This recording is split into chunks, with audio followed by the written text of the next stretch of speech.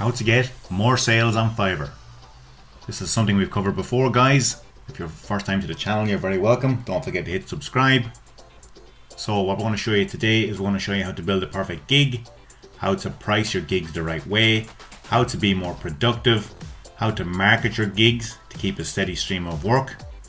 We'll also include tips and advice from sellers who know the Fiverr system inside out and, like us, want to help you to succeed. So if you're ready, let's get started. Don't forget, guys, if it's your first time here, to subscribe. My name is Mark. I'm here to help you. I've been making money online since 2012. So, Fiverr, tips and strategies for getting more orders on Fiverr. As a seller, you need to create the right gigs, price them accurately, deliver on time, and have a raft of rave reviews from satisfied buyers. You should market your gigs to keep funneling income into your bank account. You must be creative with your gigs in any category. You probably won't find something completely new to offer, but you can be different in how you offer your gigs. So, the autonomy of a perfect gig. Gigs are the heart of success on Fiverr, and to get the most from the site, you'll need to build the perfect gig. So, number one, the gig title. The perfect title describes a single service so buyers know exactly what they're getting. It should say what you will offer for what purpose. Number two, tags. Tags are like keywords, which help make your gig more visible in relevant searches. Using the exact same term as a category or subcategory is not recommended. Make sure the tags you choose describe your gig in more detail. You can use a maximum of 2 to 3 keywords for a single tag. 3. Packages and pricing. Gigs may include 3 packages. Buyers should be able to identify the right package from the title. When pricing, use good, better, best approach, also known as the Goldilocks pricing.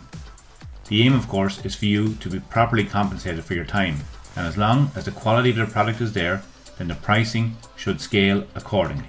So here in the example we have a simple logo design, which is $350, the standard, which is $650, and then the premium, which is a full branding package and brand book at $795. Gig extras. Outline the additional service that buyers may need. This will allow you to increase your revenue. For example, with logo design, your gig extras could be business cards and stationery designs. Gig descriptions. This is the overall service. You should elaborate on what your gig title promises. Use a proven copywriting strategy which will engage, convince, and turn readers into customers. We are speaking about the AIDA model. You start by capturing your readers' attention and interests, which relate to whether the problems are, and then convince them that you have a solution for their issues. In my gig description, I urge people to contact me before ordering so we can discuss their needs, and I can provide them with a custom quote. Frequently asked questions. Use the frequently asked questions section to answer the common questions buyers may have. These will appear on your gig page and will help answer common issues that may help a buyer gain the trust to purchase your services. Let's talk about the gig image. The gig image should be a great example of your work.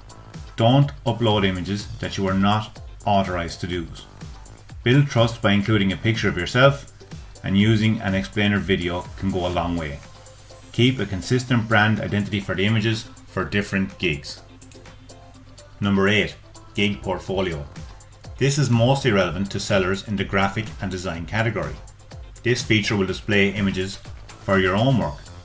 It is the best way to showcase your skills and what you can offer, which is key to building trust with potential buyers. When it comes to building your gig, you should focus on doing one thing well. This helps eliminate the discovery phase on the buyer's side. Part 2. Successful pricing strategy explained. As a seller, you want to make money on Fiverr. To do that, you'll have to get your pricing strategy right. Despite its origins, you don't have to charge $5 on Fiverr. However, you do have to be realistic about what buyers will pay, especially when they're just starting out. So here's a few strategies to try. The slow build. One strategy new sellers use is to start with a low price and deliver above expectations, so that you can quickly build up a reputation and get some 5-star reviews. Once you do, You can slowly increase prices to a level you're more comfortable with and that more accurately reflect your skills. If you're only starting out on Fiverr, I recommend setting low prices in order to give yourself the opportunity to demonstrate your skills to buyers. After you manage to build a reputation, then you can slowly and progressively increase your prices. The volume discount. Another option is to use volume as a gig package differentiator.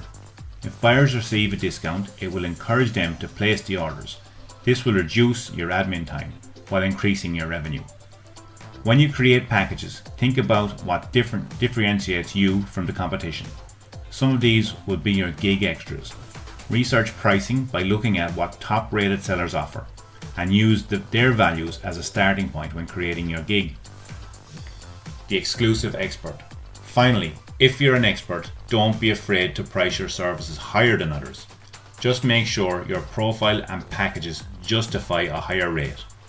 Some buyers love to work with experts. Part 3. Maximize productivity.